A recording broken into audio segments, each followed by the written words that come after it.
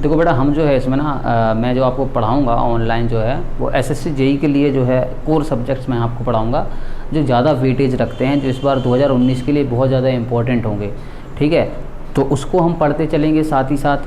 ठीक है, और जो सब्जेक्ट्स के नेम हैं जो मैं आपको डिस्कस कर दूं यहाँ पर, वो आपके नेम है। पहला हो गया आपका बेसिक इलेक्ट्रिकल इंजीनियरिंग। ठीक है, उसके बाद आपका इलेक्ट्रिकल मशीन आता है, उसके बाद इंस्ट्रूमेंटेशन आता है।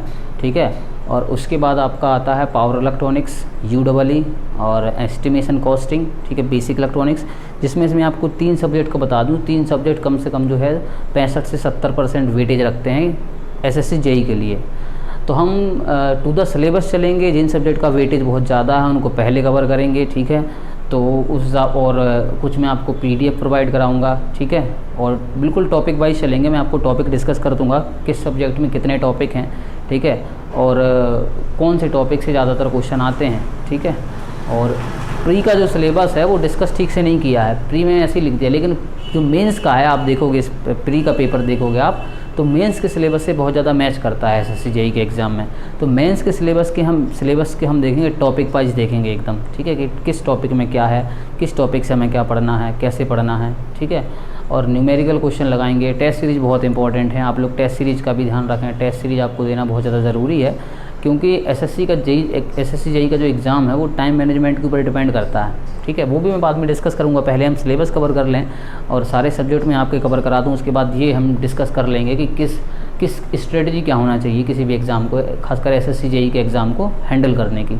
ठीक है, स्ट्रेटजी नहीं है तो आप वहाँ पर डिमोरलाइज हो जाएंगे, आप काम नहीं कर पाएंगे कैसे आपको करना है। ठीक है, तो 1 बाय 1 हम सारे सब्जेक्ट पढ़ते चलेंगे। ठीक है, और ऐसा नहीं है, ये जो मैं चीज़ें पढ़ाऊँगा, जितने भी टॉपिक आपके यहाँ पे कवर होंगे वो कहीं ना कहीं आपके यूनिवर्सिटी एग्जामिनेशन और जो पॉलिटेक्निक की जो भी हैं आपका, उसमें भी वो कवर होगा।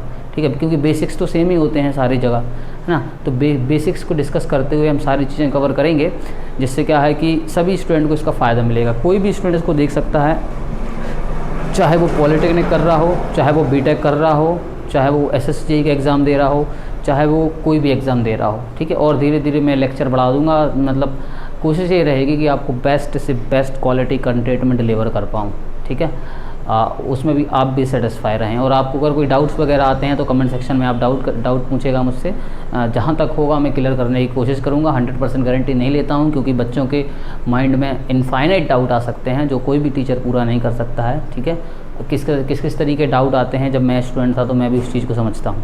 ठीक है, उस चीज़ को मैं भी बहुत अच्छे से जानता हूँ कि डाउट की कोई ना लिमिट है, ना कोई उसका सॉल्यूशन कोई नहीं दे सकता। ठीक है, बट हमें यहाँ पे जो है PhD नहीं करनी है।